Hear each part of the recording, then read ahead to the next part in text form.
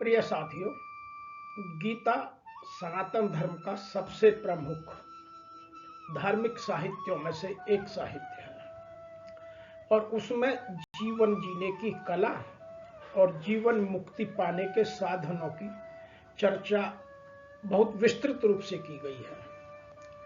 और आज अक्सर एक लोग क्वेश्चन करते रहते हैं कि झूठा कौन, मिथ्याचारी कौन, पाखंडी कौन। उस सब की परिभाषा भी गीता हमें देती है और आज हम इसी परिभाषा पर चर्चा कर रहे हैं कि पाखंडी, झूठा या मिथ्याचारी कौन।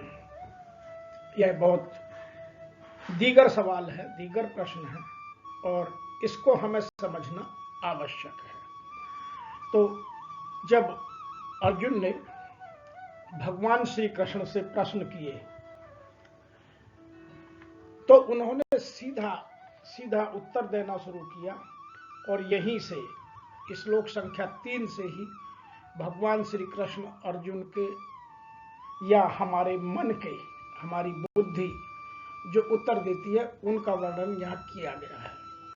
सबसे पहला वर्णन आता है जिसको हमें समझना और जानना दोनों ही बहुत आवश्यक है।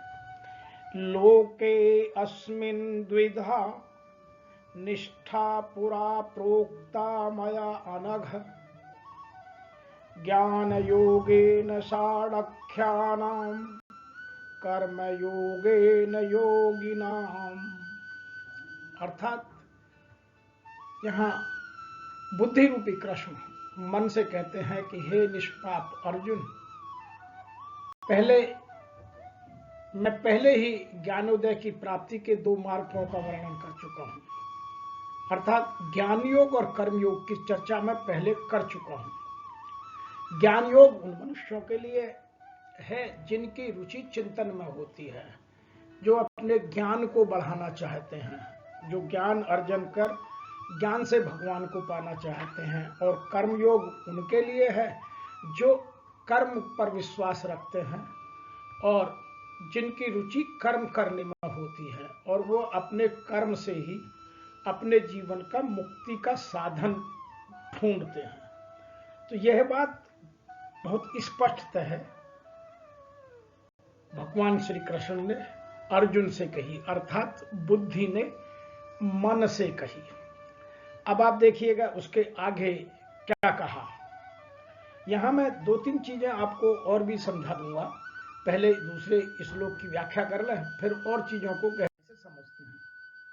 तो यहां कहा गया है, ने कर्मणाम अनारभ्याता निष्कर्म पुरु अनुष्यते निष्कर्म पुरुषु अश्नुते ने च संन्यासनात् इव सिद्ध्यम समधिगच्छति।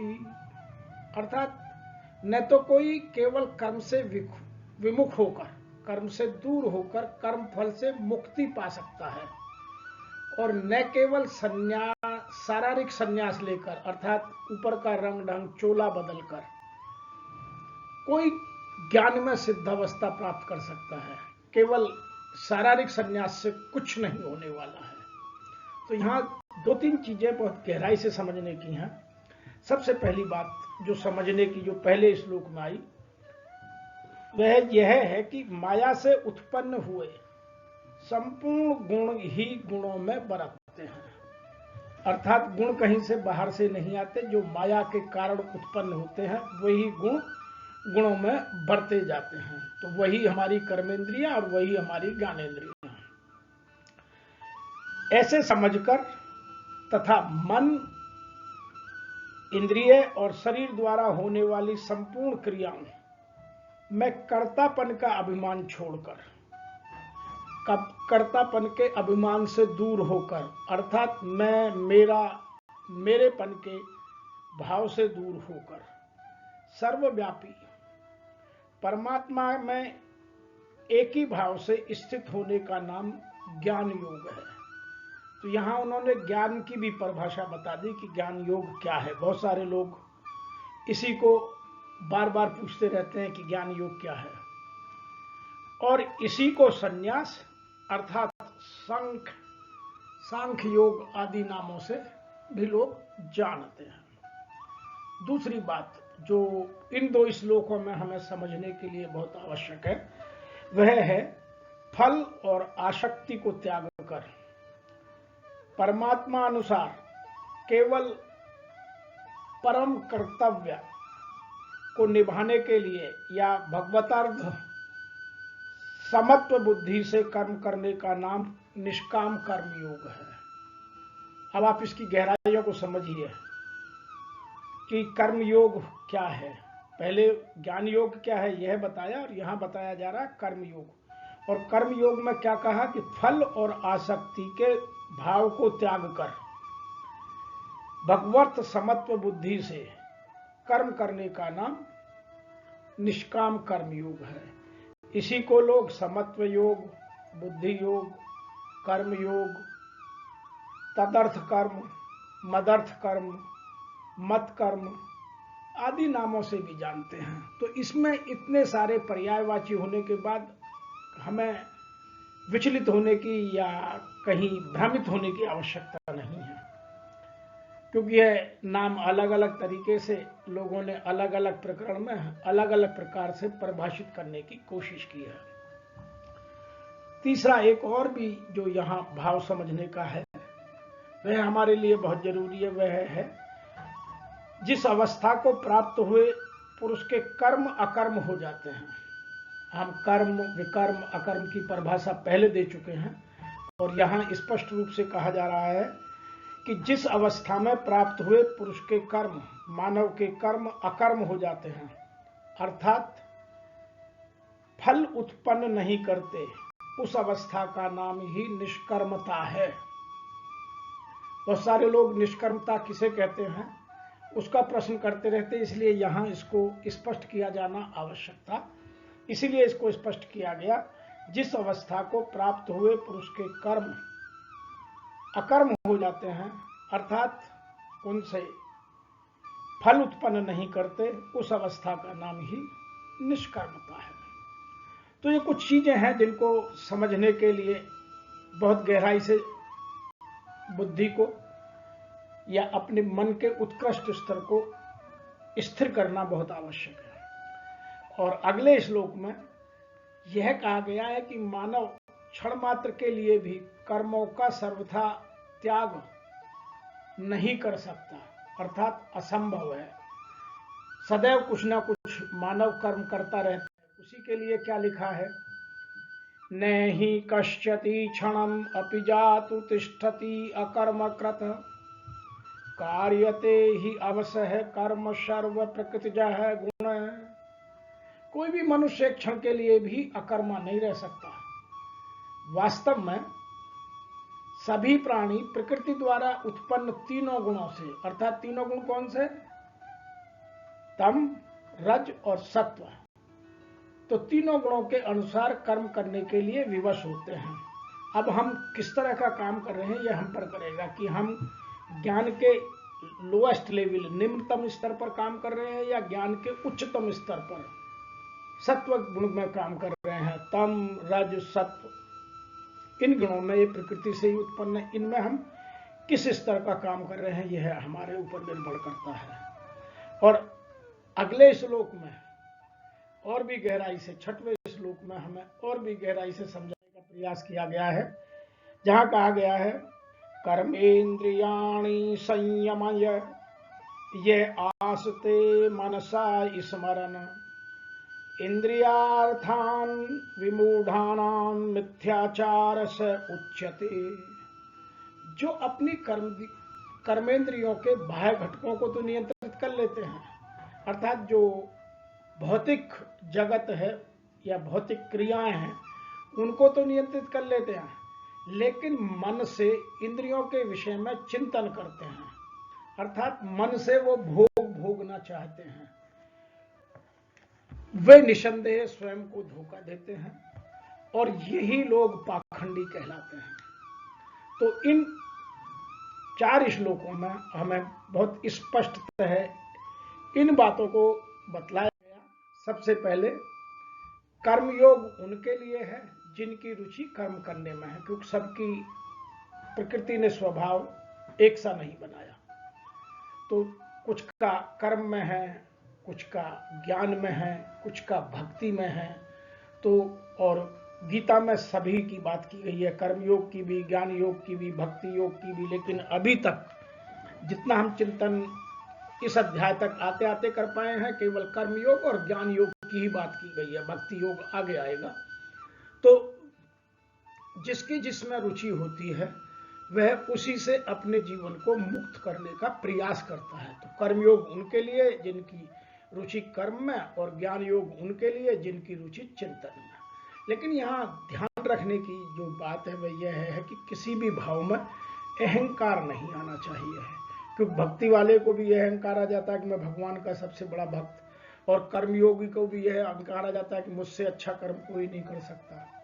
और दोनों ही अवस्थाओं में फिर मानव का पतन निश्चित है। इसीलिए कर्मयोग और ज्ञान योग के स्तर पर भी, उच्चतम स्तर पर भी निष्काम कर्म को समझना, निष्कर्मता को समझना आवश्यक है। एक बात। दूसरी बात कही है कि शारीरिक संन्यास लेकर ज्ञान में सिद्धावस्था प्राप्त करना असंभव है। अर्थात जो लोग हठपूर्वक अपनी कर्मेंद्रियों और ज्ञानेंद्रियों से विमुख होने की कोशिश करते हैं वो कभी सिद्धि प्राप्त नहीं कर सकते। वह केवल दिखावा है, दूसरों को कह सकते हैं, क्योंकि उनके बाहर से तो वो सिद्ध पुरुष शरीर के रंग ढंग से, ढांचे से, कपड़ों से, बातचीत करने से बड़ी मीठी मीठी मधुर और बड़े उच्च शब्दों का प्रयोग करते हैं, लेकिन उनके चिंतन में सदैव भोगों का भोग भोगने की आवश्यकता बनी रहती है। इसलिए कभी भी वो सिद्धावस्था को प्राप्त नहीं कर सकते। यह बात बहुत गहराई से समझने की है, जानने की है। तीसरी बात, कोई भी मनुष्य एक क्षण के लिए भी अकर्मा नहीं रह सकता। अर्थात कोई ना कोई काम मनुष्य सदैव करता रहता है। जो अभी 3 गुणों की मैंने बात की थी, तम, रज और सत्व की, उनके स्तर का अंतर हो सकता है। कोई निम्नतम स्तर पर हो सकता है, कोई उच्चतम स्तर पर हो सकता है, लेकिन कर्म सदैव करता है। और इसीलिए मानव सदैव कर्म करता रहता है, इसीलिए उसमें 3 चीजें सदैव रहती हैं। नंबर 1, निष्कर्मयता, कर्म शून्यता नहीं है। ध्यान रखें इन बातों का। निष्कर्मय, कर्म शून्यता नहीं है। दूसरा, जो यहां बहुत अच्छी बात है, कर्मों को त्याग देने से कोई कितना भी प्रयत्न क्यों ना करे, परंतु वह कभी कर्मों से छूट नहीं सकता, क्योंकि कर्म तो स्वभाववत होते ही रहते हैं। तीसरी बात, कर्मों को त्याग देना सिद्धि प्राप्त करने का उपाय नहीं है। बहुत सारे लोग ऐसा सोचते हैं कि मैं कोई काम ही ना करूं, बिल्कुल खाली रहूं, निठल्ला हो जाऊं, तो मुझे कोई गलत काम करूंगा ही नहीं तो उसका मुझे कोई पाप लगेगा नहीं। यह भी अवधारणा पूरी तरह गलत है, क्योंकि सभी प्राणी प्रकृति द्वारा उत्पन्न तीनों गुणों के अनुसार कोई ना कोई काम करने के लिए सदैव विवश होते हैं। बिना कर्म करे हम किसी भी अवस्था में रह नहीं सकते। और जो 5वीं बात है, जो मन से इंद्रियों का विषय का चिंतन करते हैं, शरीर से तो वो अपने आप को साधु दिखलाते हैं, भोग बुद्धि से बाहर के भोग भोगने से बचते हैं, लेकिन मन का चिंतन उनका सदैव भोगों में लगा रहता है। तो जो बाहर से भोग भोगना, बुद्धि से भोग भोगने में, दोनों में कोई अंतर नहीं है। अर्थात गीता बार बार यह कहती है कि फल कर्म का नहीं मिलता, कर्म के अभिप्राय का मिलता है। और कर्म का अभिप्राय आपके मन से चलता है। कर्म जो आपको नजर आ रहा है वह तो आपके कर्म के अभिप्राय का उत्पाद है। अर्थात आपने जैसा सोचा वैसा हो गया। कुछ लोग बड़े चालाक होते हैं, कुछ लोग बड़े पाखंडी होते हैं, जिनकी बात यहाँ कहा गई है कि वह ऊपर से तो दिखाना चाहते हैं कि हम बहुत सात्विक विचारों के हैं, लेकिन मन में उनके में तामसिक भावों का लगातार आदान प्रदान होता रहता है। अतः दोनों का अंतःकरण समान प्रभाव पड़ता है। समान प्रभाव डालता है।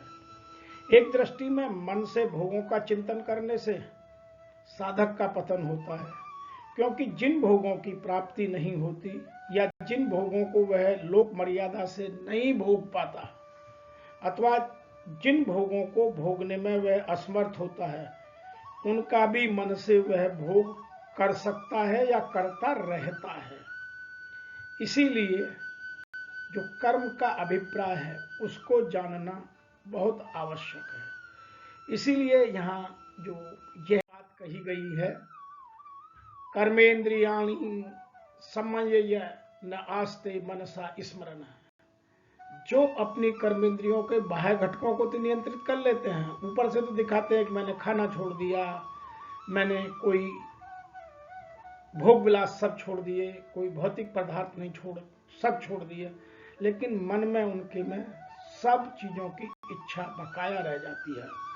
वे निसंदेह स्वयं को धोखा देते हैं और वही मिथ्याचारी, पाखंडी, वही ये सब लोग मूढ़ बुद्धि वाले ही कहे जाते हैं। अतः इनको समझना अपने जीवन को उत्कृष्ट बनाने के लिए बहुत आवश्यक है।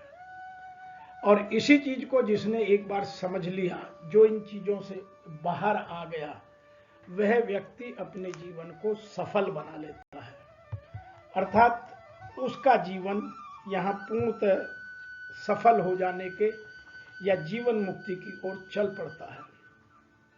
इसलिए कर्मेंद्रियों को हठपूर्वक रोकने से बेहतर है कि हम उन पर स्वयं रूप से नियंत्रण स्थापित करने में सामर्थ्यता पैदा करें। और जो आज हम रूढ़िवादी प्रथा देख रहे हैं उसका कारण भी यही है। मैं आपको एक छोटी सी कहानी के माध्यम से भी यह बात समझाना चाहता हूं कि एक बार किसी एक साधु ने कहा कि आप अभय हो जाओ, निर्डर हो जाओ, निर्भय हो जाओ। तो सब लोगों ने डरना कम कर दिया। एक साधु जंगल की ओर गया और जंगल में जाकर वह निर्भय होकर बैठ गया। जंगल के जंगली जानवर आते, उसे कोई डर नहीं लगता। शेर भी दहाड़ता तो वह स्थिर होकर अपनी जगह पर बैठा रहता और कोई भी घटना घटती लेकिन उस पर इस तरह का कोई प्रभाव नहीं पड़ता। एक दिन एक गांव का युवक जो गीता पढ़ता था, गीता का गहन अध्ययन करता था, जो गीता के भावों को समझता था, वह उसके पास गया और उससे कहने लगा कि क्या आप निडर हो गए हैं, निर्भय हो गए हैं। उसने कहा कि सारा संसार देख रहा है कि मैं किसी से नहीं डरता। तो उन्होंने कहा कि आप मुझे भी कुछ शिक्षा दीजिए, मैं भी निर्भय हो जाऊं। तो उन्होंने कहा कि अपने मन से डर को निकाल फेंको। तो उस युवा ने कहा कि मैंने तो मन को बहुत पहले समझा लिया कि डर नाम की कोई चीज नहीं होती, डर तो साइकोलॉजिकल होता है। तो वह साधु बोला कि नहीं, डर दूर करने से ही दूर होता है, निर्भय होना पड़ता है, मेरी तरह कोशिश कीजिए। तो उसने कहा कि महाराज मैं जाकर के पुनः अभ्यास करूंगा, मुझे प्यास लगी, आप पानी पिला दीजिए और मैं पानी पीकर वापस जाता हूं। तो वह साधु जब अपनी कुटिया में पानी लेने गया तो उसने जहां साधु बैठा था उस पर एक चौक से या खड़िया मिट्टी से एक मंत्र लिख दिया जिसका साधु जाप करता था। वह जब आया और उसको व्यक्ति को, उस युवा को जल पिलाया, तो वह जैसे ही अपने स्थान पर बैठने लगा, देखा कि वहां तो मंत्र लिखा है, तो वह एकदम डर गया। उसने अपना पैर पीछे खींच लिया। तो उस युवा ने कहा कि महाराज डरते तो आप भी हैं। तो उस साधु ने कहा कि नहीं मैं नहीं डरता। तो उन्होंने कहा कि मैंने अभी देखा है आपने पैर आगे रखा और आपने पैर वापस खींच लिया, तो डरते तो आप भी हैं। तो साधु ने कहा कि यहाँ तो मंत्र लिखा है, मैं कैसे पैर रख सकता हूं। तो उसने कहा मंत्र लिख देने से मंत्र थोड़ी हो गया। आप यदि निडर हैं तो फिर निडर हैं, फिर आपको ये साइकोलॉजिकल फियर क्यों। तो इसी तरह से निडर बनने का जो लोग ढोंग करते हैं वो पाखंडी कहलाते हैं। इस तरह से जो कपड़े बदलकर, गेरुआ वस्त्र पहनकर, या अपने अपने धर्म में, किसी धर्म में हरा है, किसी धर्म में सफेद है, किसी धर्म में कुछ है, ये वस्त्र पहनकर घूमने से सिर मुड़ा लेने से, लंबी लंबी जटाएं रख लेने से, लंबी दाढ़ी बढ़ा लेने से या चोगा पहन लेने से हम धार्मिक नहीं हो जाते। गीता इस बात पर विशेष रूप से चिंतन कराती है, चिंतन करती है।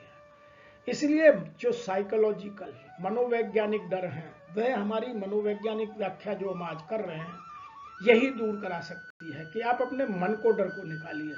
आज समाज में इतने सारे हमारे मनोवैज्ञानिक डर हैं कि हम उनसे कभी बाहर ही नहीं आ पाते हैं। हम सदैव उनमें लिप्त रहते हैं। कभी हमें धर्म के नाम पर डराया जाता है, कभी हमें किसी और तरीके से हमारी भावनाओं को डराया जाता है। तो हम भौतिक रूप से तो डरना कई बार बंद कर देते हैं, लेकिन मानसिक रूप से अंदर से सदैव डरते रहते हैं। वास्तव में डर को दूर करना है तो जो मानसिक डर है, जो मनोवैज्ञानिक डर है, उस डर को बाहर फेंकना है। और गीता उन्हीं डरों को दूर करने के लिए एक एक चीज की विस्तृत परिभाषा देकर हमें उत्कृष्ट जीवन जीने के लिए रास्ता सुगम कराती है। इसीलिए हमें यह बात स्पष्ट रूप से समझ लेनी चाहिए जो इस श्लोक में लिखी हुई है, कर्माणि संयमया न आस्ते मनसा स्मरण, कि जो लोग अपनी कर्म इंद्रियों के या ज्ञान इंद्रियों के बाह्य घटकों को तो नियंत्रित करते हैं, लेकिन अंदर के नहीं करते, मन में वही भावनाएं रखते हैं, मन में वही चिंतन करते हैं। और जो गीता बार बार कहती है कि कर्म नहीं फलता, फलता है कर्म का अभिप्राय, क्योंकि अभिप्राय मन का चिंतन है। बहुत सारे लोग ऊपर से बड़ी लोगों को सिंपैथी की, इम्पैथी की बातें करते हैं, लेकिन अंदर से उनके मन में कटुता भरी होती है। कुछ लोग मोर की तरह होते हैं, बाहर से देखने में तो उनके पंख बहुरंग के बहुत अच्छे लगते हैं, लेकिन सांप खाता क्या है? विषैलेश सांप। ऐसे और बहुत सारे जानवर हैं जो ऊपर से बहुत अच्छे लगते हैं, लेकिन जब आप उनके अंदर से उनके विचारों को, उनके भोजन को, उनके जीवन जीने की शैली का अध्ययन करेंगे तो बहुत गहराई से वो कटु विचारों से भरे होते हैं, कटुता से भरे होते हैं, बहुत हिंसक होते हैं, हिंसक चिंतन को जन्म देते हैं। इसीलिए गीता सदैव यह समझाती है कि आपका मन निर्मलन होना चाहिए। इसीलिए गीता को पढ़ना, या ऐसे उदाहरण रामचरितमानस में भी बहुत हैं कि रामचंद्र जी खुद कहते हैं, मोह कपट छल छिद्र न भावा, मुझे कपट और छल नहीं भाती। तो हमें इन चीजों को समझ करके अपने जीवन में निर्मलता, मन में जो सत्व के विचार हैं, तम के नहीं, उनको लाना आवश्यक है। मैं उम्मीद करता हूं कि हमारी यह मनोवैज्ञानिक व्याख्या, या हम उदाहरणों की संख्या और बढ़ाएंगे, अभी उदाहरणों से आपको समझ आएगी कि गीता क्या हमें समझाना चाहती है और हम अभी तक क्या समझे हैं। कहीं हम ज्ञान के निचले स्तर पर ही तो नहीं खड़े हैं। यदि ज्ञान के उत्कृष्ट स्तर तक, उच्चतम स्तर तक जाना है तो गीता को उच्चतम भाव में समझना आवश्यक है, जिसका प्रयास मैं और मेरी संस्था डूवर्स पैराडाइज फाउंडेशन लगातार कर रहे हैं। आपसे निवेदन है कि आपको यदि हमारी व्याख्याएं अच्छी लगती हैं तो चैनल को सब्सक्राइब अवश्य करें, बेल आइकॉन दबाकर यह सुनिश्चित करें कि सबसे पहले आपको हमारे वीडियो मिले। आपके चिंतन को और सामर्थ्यवान और उत्कृष्ट उच्च कोटि का बनाएं, आपको जीवन मुक्ति का रास्ता सफल बनाने में मदद करें। इन्हीं प्रयासों के साथ आप सभी को सादर प्रणाम।